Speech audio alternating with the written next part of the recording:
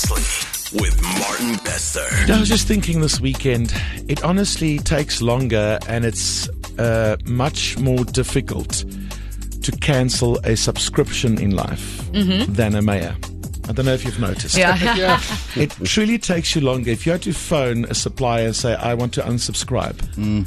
Have you ever tried that in your life? It takes a long time. However, a mayor in this country, Net so. we've seen it in Johannesburg and it's just happened in Pretoria again. Cilliers Brink, dankie vir jou tyd en welkom op die show. Dankie Martin, lekker om hier te wees. Doesn't it just happen too easily? I mean, because, and maybe we don't know enough, because it just seems like I wasn't following any problems and gripes tabled by anybody.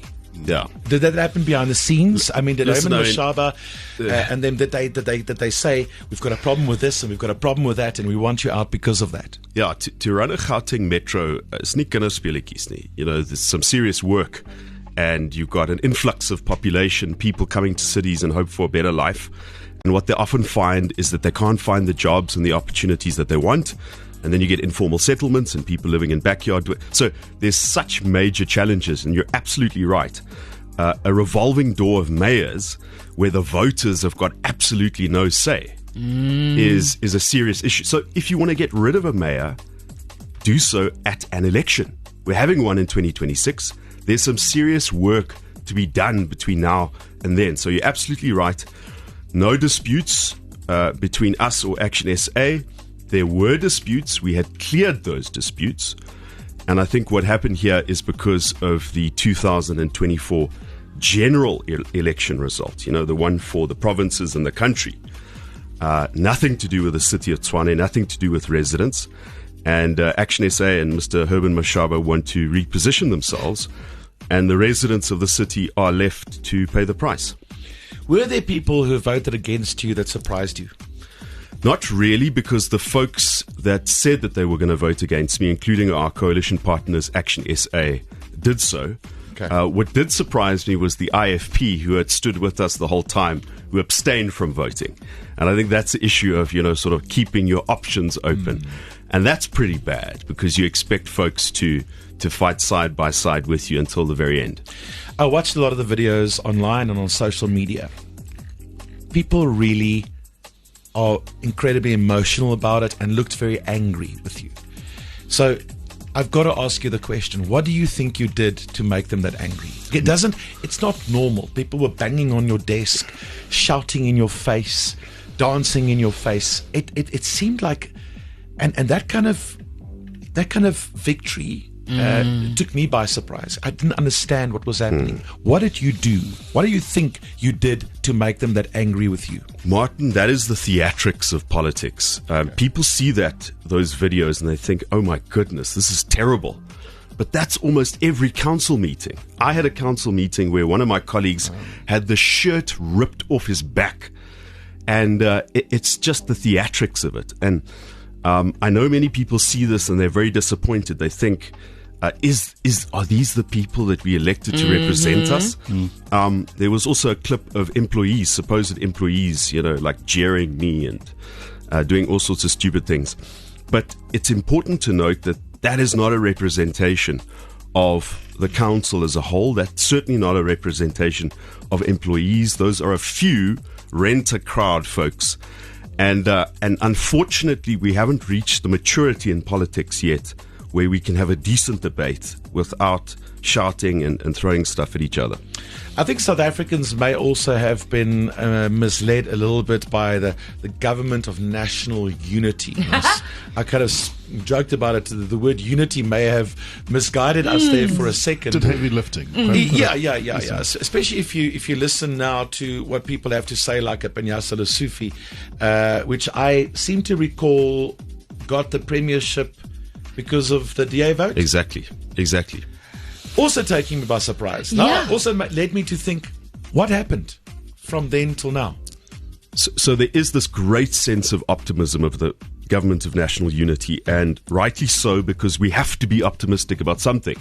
I mean, the key is, can we get the economy growing? That's the only objective of the GNU. Unless we get the economy growing, get people back into jobs and businesses, we are going to fail as a country. And I think that many folks thought maybe we can do something in the cities because the cities are so important to the economy. Sure. You won't have growth if your metros are falling apart, if they're bankrupt, if there's political instability. And this is a disappointment. This is against the spirit of the GNU, I think. And those folks making that decision will have to consider the future very carefully. I think what makes it miserable for me is the fact that how can you expect us to trust you if you can't trust each other? Yeah. That is the miserable reality that just set in. It's also just so disempowering for voters because this is not what we voted for. That's exactly what I was going to say. Unfortunately, the numbers dictated that we vote for the party that we vote for to run our metros. And now the changes happen with no consultation. We've decided on your behalf, the voters, that we're going to change. It's so disempowering. Well, because the question left in all of our minds, I think, is what can we do? Yep. The answer really at this stage is nothing. Not much. We were asked to vote. We did that. A lot of people did, not everyone. Now what now? What no?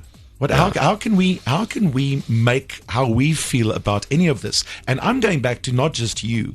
I'm going back to Joburg. Oh, yeah, absolutely. I mean, Joburg has seen how many mayors now in such a short space of time. And we said that the first time that there was instability in Johannesburg, in our defense, we said that. Yeah. We said that on the show, and we heard a lot of our listeners and people saying as well, this is not what we voted for. No. This is not what you said is going to happen. Now, what can we do? Yeah. It seems like we can do nothing. Martin, I would say stay informed. Okay. That is the best thing you can do. What I find so incredibly outrageous about this is it's one thing to take down a government. Because remember, it's not just about me. Yeah. It's about the folks on the mayoral committee. It's about all of those independent, non-political people that we brought into Tshwane to fix the city, to change the culture. And you bring that down and you don't have a bloody clue about what you're going to put in its place. That is what makes it so outrageous. There is no alternative mayoral candidate. There is no plan for the future. It's a throwing of the dice, and we say, let's see what happens. In the meantime, there are serious issues to deal with. Shutdown at Mapleton leads to taps running dry in the city. What does that require? Proactive leadership to see how do we manage the situation. Many more things can happen in this interim where there's nobody at the steering wheel. But Martin, please, I want folks not to lose optimism for the future. Don't say I'm opting out of the system, because once you do that, you forfeit the chance to punish those that are creating the chaos. Stay involved, stay informed, and in 2026 come up in numbers to give a party a strong mandate so we have less of the chaos. Yeah. Well, listen, you are also a politician and you say you've done a lot of things right, but I've got to ask you what you've done right. So we'll get to facts and figures and examples next. You're with your morning family. Breakfast with Martin Bester. Told you get to vote, you vote, things happen, people put into places, and then when you just wake up again, there are changes that you had nothing to do with it.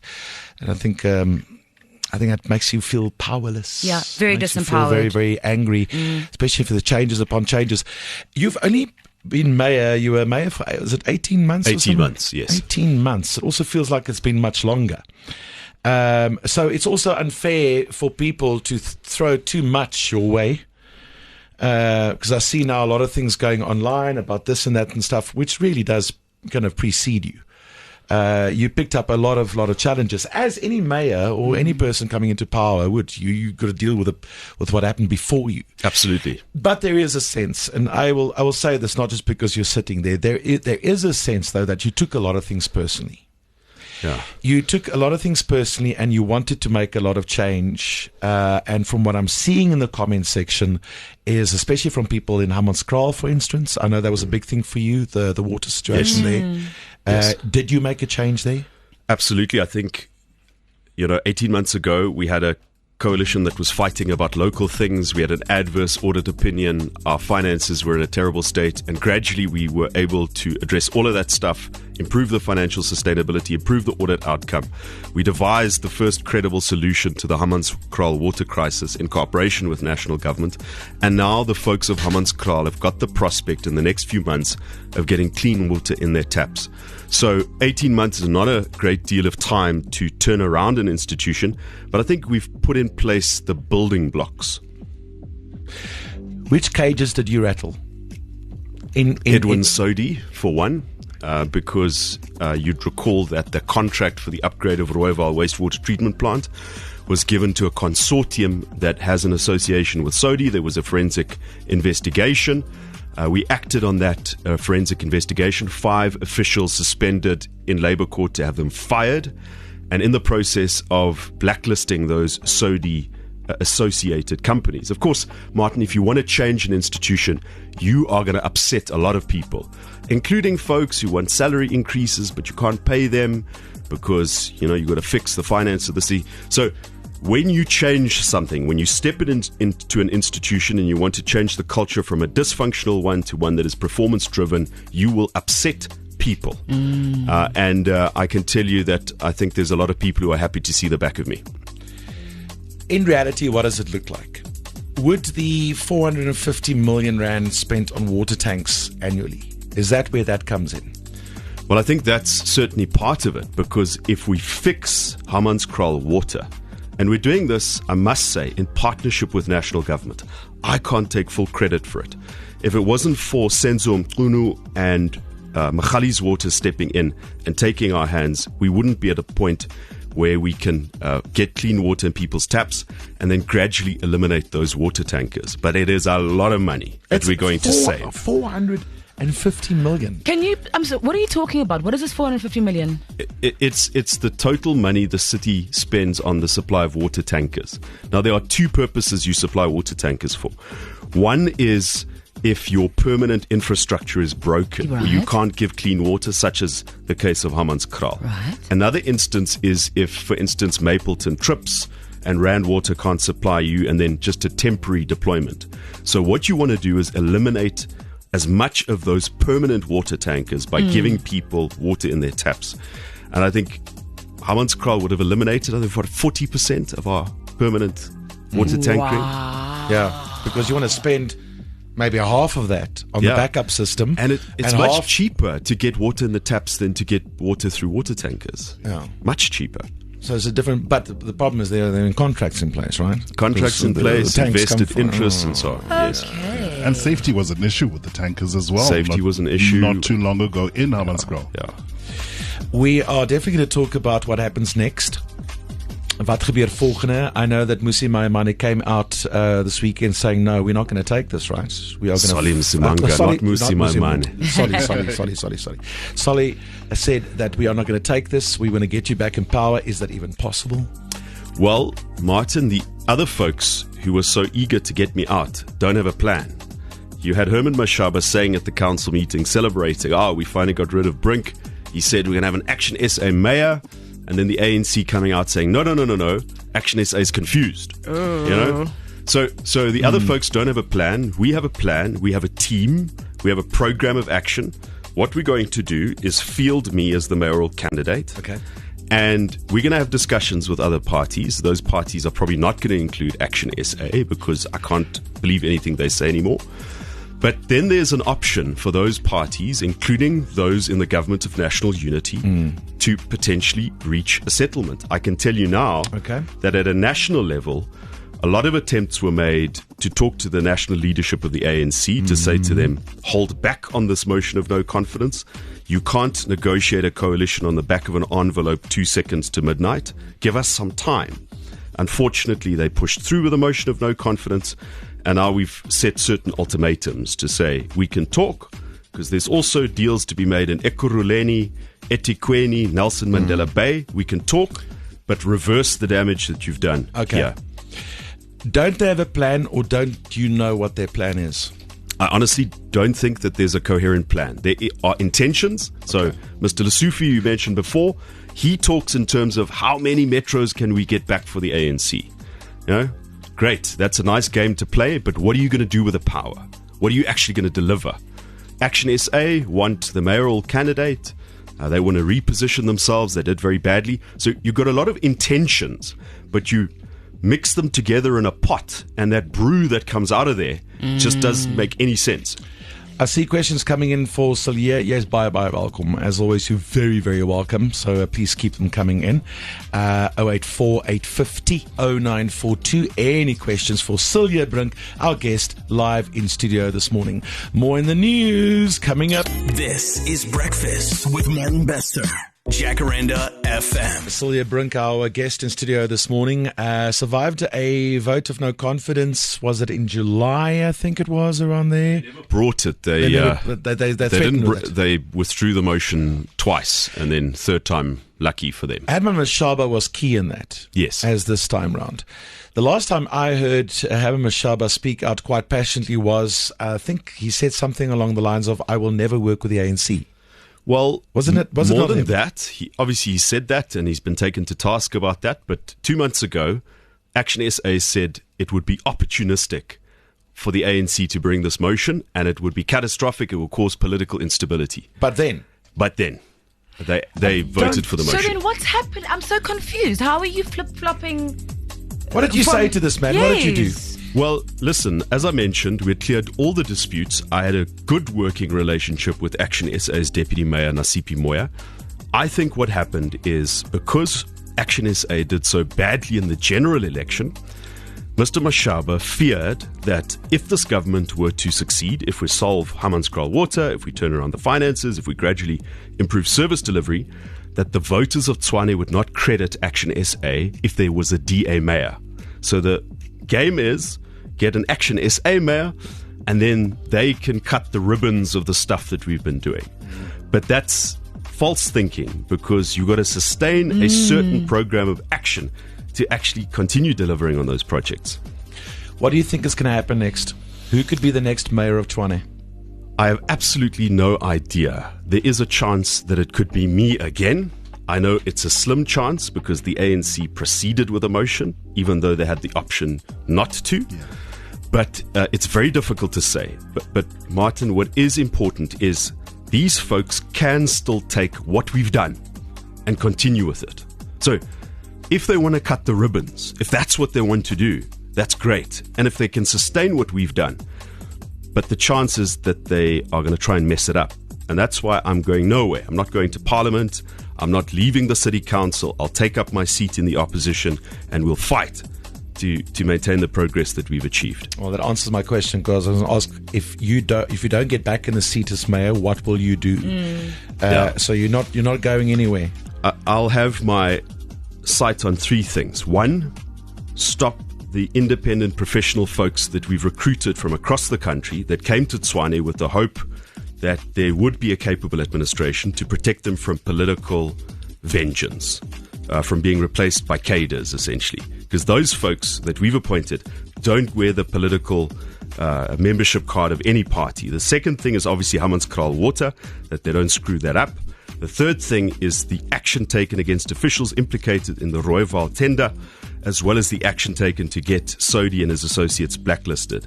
If they touch any of those three things, we will fight like hell. Who's running the city right now?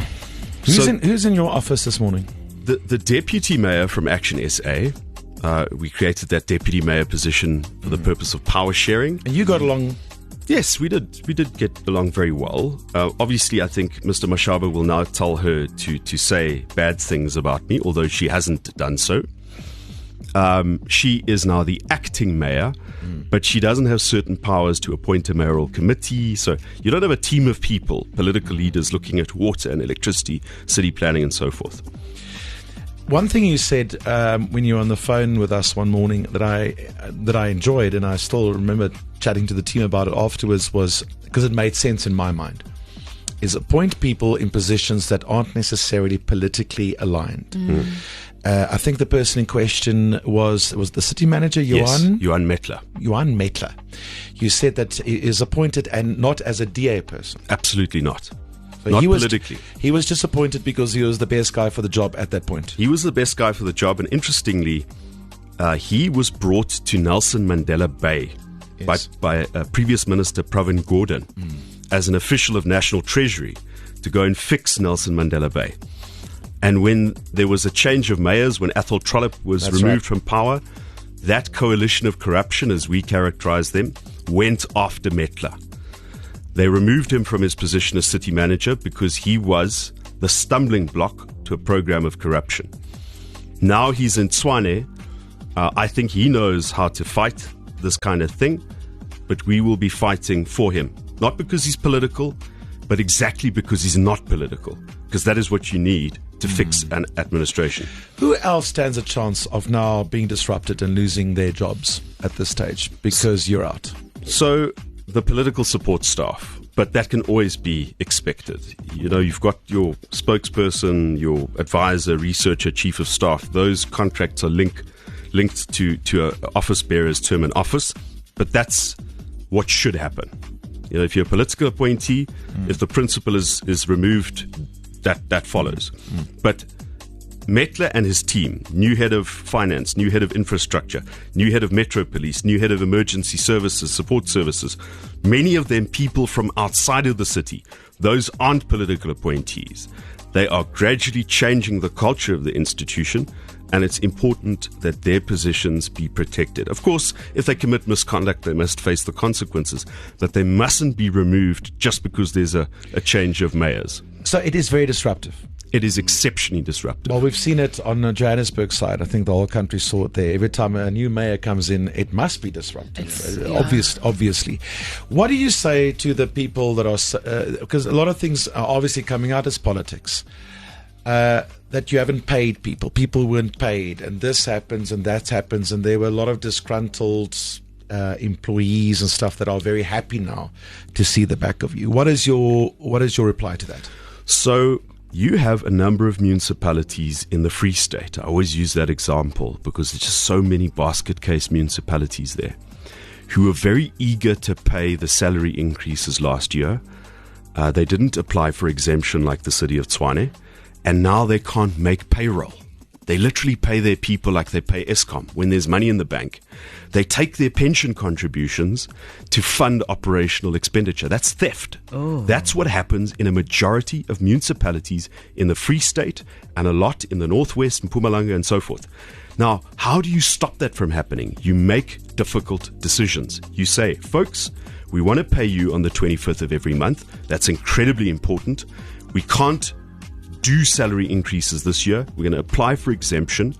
And you know what, Martin? This year, we were able to sign up to that collective agreement to pay salary increases because last year we made the difficult decisions. Unpopular decisions. And that's what politics and leadership is about. You know, this whole thing about if you want to be popular, sell ice cream or give it away for free. Don't run a major metro that's had political instability for the past 8 years, financial issues. You have to have the capacity to deal with pressure and to make unpopular but necessary decisions. Question in on 084 850 0942 for Cilliers Brink, as guest in studio this morning. Ek het graag 'n vraag vir Cilliers Brink. In sy siening, wat dink hy gaan hulle verskillend kan doen in die parlement as wat hy nie kon nie?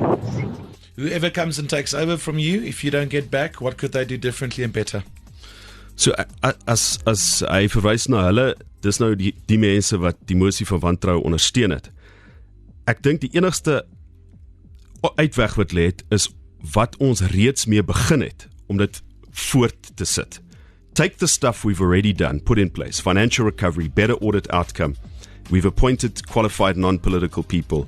We've made progress on Hammanskraal water. And Martin, this is something I think the folks listening to Jacaranda feel especially passionate about. Continue with our public lighting program, because I know we have to fix the street lights. It's an issue of safety. It's an issue of order. We've made significant progress there. So those are the options if folks want to succeed.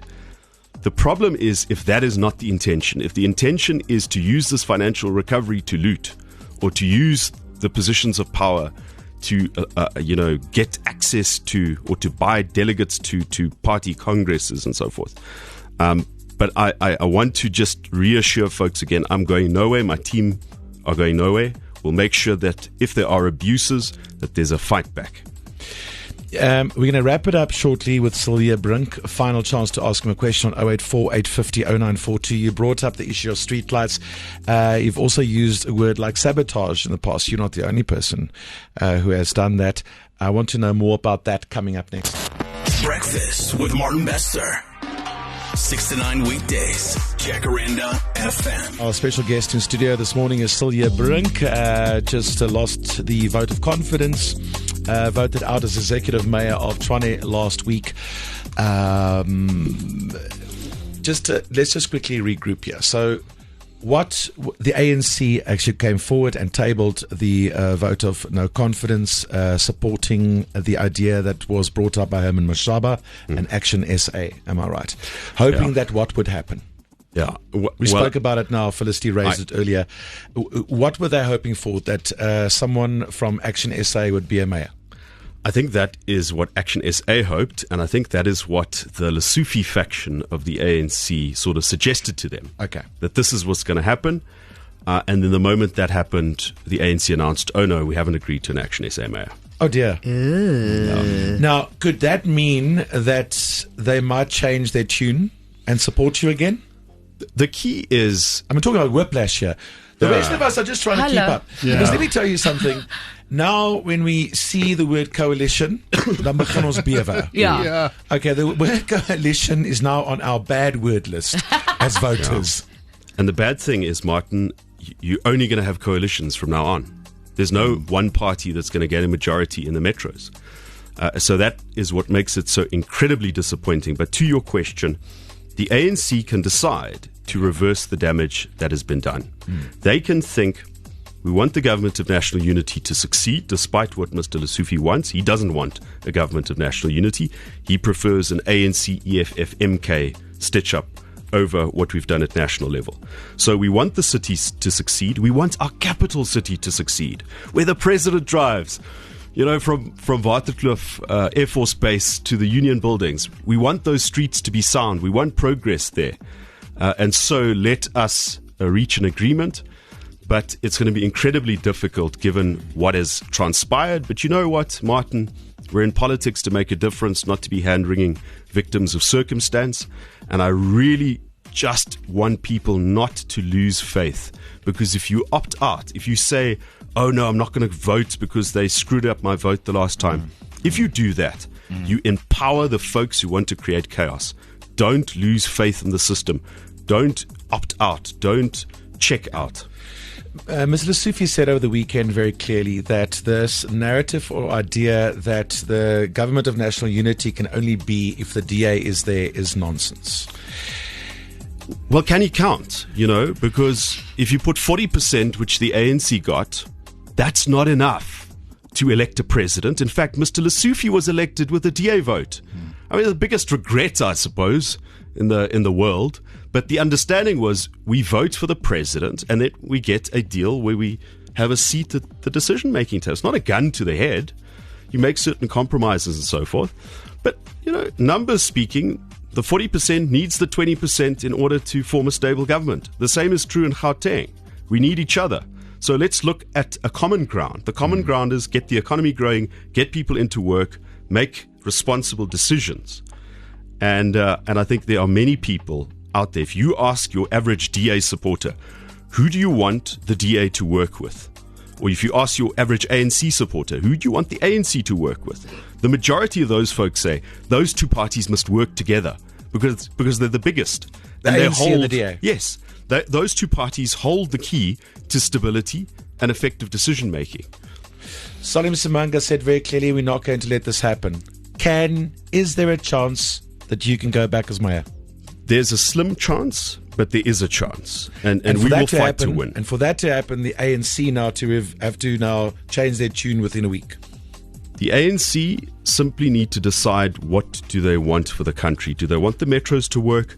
Do they want the spirit of the GNU to be extended to the metros? Or do they want to leave it to Mr. Lesotho and not know what's going to happen from there? By the way, how did your week change? How did your life change in a week? I mean, did you give the chain back and then what? You know what, Martin? I never put the chain on. Ever? Yeah, even last time Never. he didn't have. Yeah, I didn't. We have asked him to bring it. We put it in the Pretoria Art Museum because okay. it's not something you do very often. Oh, come on, it's bling. So maybe the next time around I'll put it on quite Yes. early Yeah. before they remove me again. Did you have to give a car back? Well, it's never your car. The folks pick you up at home, so now I just have to drive myself. You drive yourself here You know, this and morning. driving is a bit of a perishable skill.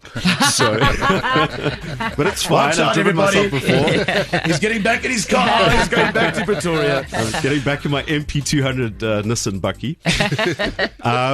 And you lose the folks who help you with scheduling and media interviews and so on. So, at least I responded to Megan's message in time to be here. Thank you for driving yourself here. Thank you for spending time with us and speaking to us this morning. I do think at the end of the day, information is power. I think the more people know about stuff. I was going to ask you about the sabotage, but I've got news now. If you don't mind, just hang for me just for 5 minutes. Sure. Because there's something that confuses me as a resident of Tshwane side. You talk about streetlights and they go down. What happens? Why? We're going to talk about that in a moment. Gerrig hier om net na die nuus, né? Gaan ons weer net aanpraat. Ek wil net gou vir hom vra daaroor before I wrap up and he gets back in his bakkie. Breakfast with Martin Bester, driving you to work every weekday from 6 to 9 a.m. We're having a fat chat with him, yes, Cilliers Brink, who just got voted out of his position as executive mayor of Tshwane. And just wrapping it with you, Cilliers, thanks again for your time. By the way, what does the president say about all of this? I mean, have you heard from Cyril Ramaphosa? Well, I don't think it's a bit above my job grade to speak to the president. That's for the leadership of the party. But I do think that John Steenhuisen will be reaching out to the president. Obviously, this whole thing of, Mr. President, please save the mayor of Tshwane. It's not about that. It's about the willingness to take co-responsibility for governing the city.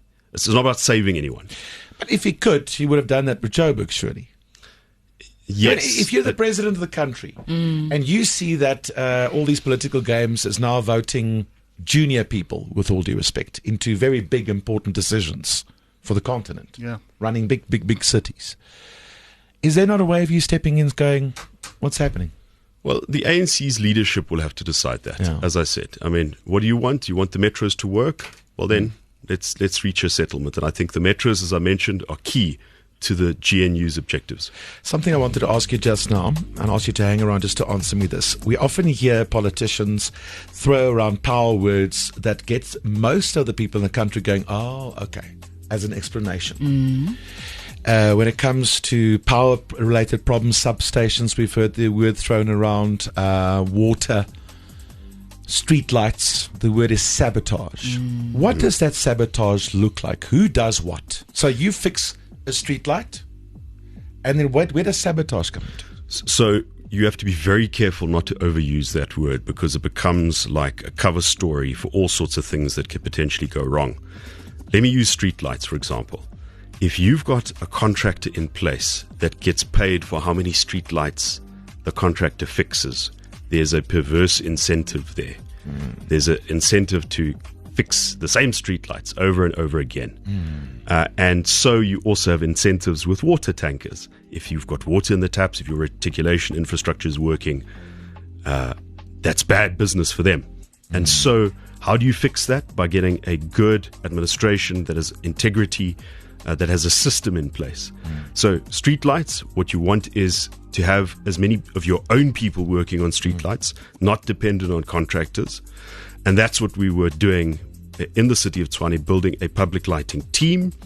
And then you monitor where you have to use contractors. You monitor very carefully. Check, are you fixing it on Lenshin for the third time this year now? Then you know there's trouble. So to govern a metro with a budget of about 50 billion, you have to know what is going on. You have to plug all of the holes and see the game plans of folks who want to screw you over. Because it's not you, it's the residents who pay for these services. Yes. Yeah, at the end of the day. I'm not going to hold you to it, but what is your prediction? What could happen? Who could take over your job? What are your chances of getting back in there? And how's it going to unfold? What is the timeline? I'm going to be very precise about this. Yes. I think there's about a 30% chance that I could be back All right. as mayor. But you know what? We've seen these things in South Africa before.